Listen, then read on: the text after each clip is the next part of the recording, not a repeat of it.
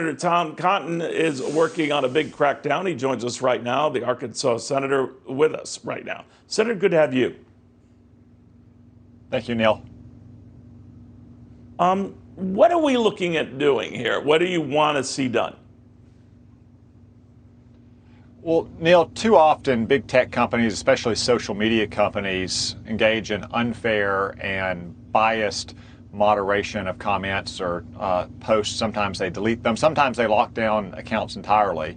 I revealed this week on the Fox News website my own story of that kind of censorship. Just a little over a couple of weeks ago, Twitter contacted me about posts I've made about the rioting and the looting and the way to respond to them and said, These are in violation of our policies and you have 30 minutes to delete them. They gave us shifting explanations. Sometimes there were conflicting explanations. We called their bluff. We sent them my arguments for why those posts should remain up. We didn't hear back from them for almost 2 hours, and they said, you can keep your account. Now, I'm a United States Senator. I have other ways to make my voice heard on the Senate floor, for instance, but just imagine all the conservatives out there on social media or who run conservative websites who are at the whims of big tech.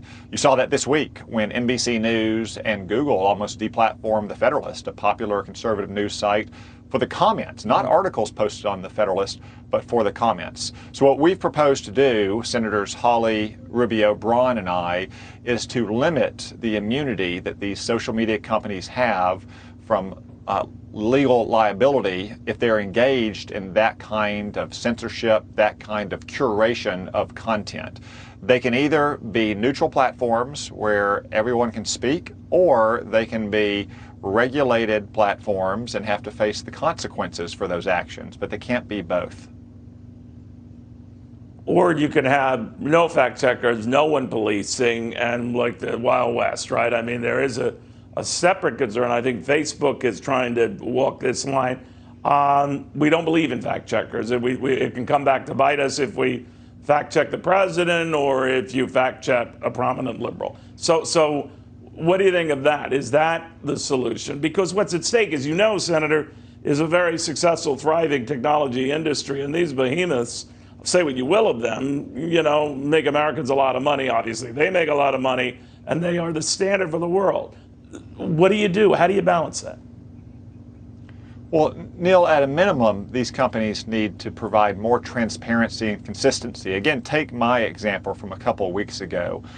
We got an ultimatum that gave us less than 30 minutes to either censor my own posts or to allow Twitter to permanently lock down my account. They wouldn't put anything in writing. They very carefully avoided putting anything in writing. When we pointed out some of the policy inconsistencies that they cited to us, then they just came up with new explanations. And again, if they'll do that to a sitting United States Senator, what will they do to a regular website or to conservative citizens who just want to make their voices heard? That's why, at a minimum, they need to be more transparent and consistent. And if they're not going to offer that kind of transparency and consistency, if they are going to engage in carefully moderating the content they provide and censoring opinions that they don't like, even when those opinions garner majority support repeatedly at the polls or in surveys, then they ought not to enjoy the extraordinary immunity from liability that the laws have given them.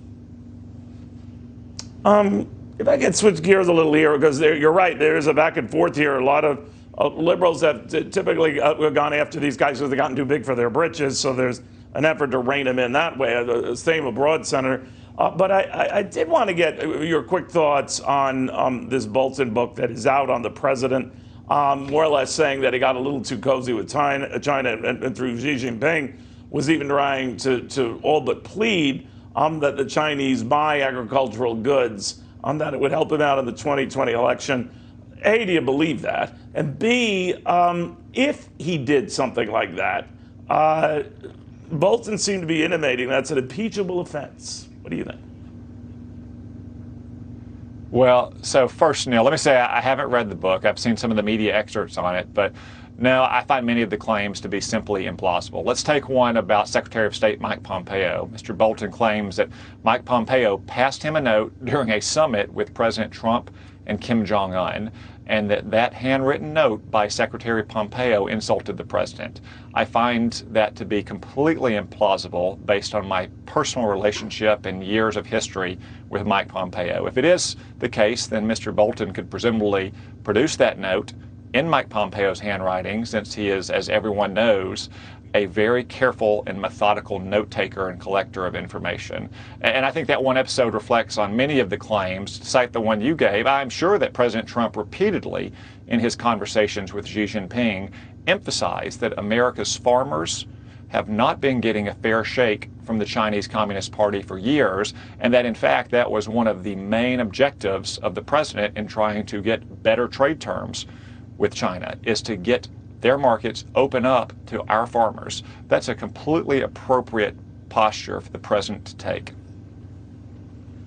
All right, we'll see. The passing note thing you're not buying, though. I think at one of the summit events, they were sitting next to each other, Bolton and Pompeo, but you don't see any nasty notes were exchanged. We'll see, like you said. Senator Cotton, very good having you, my friend. All right, we have a lot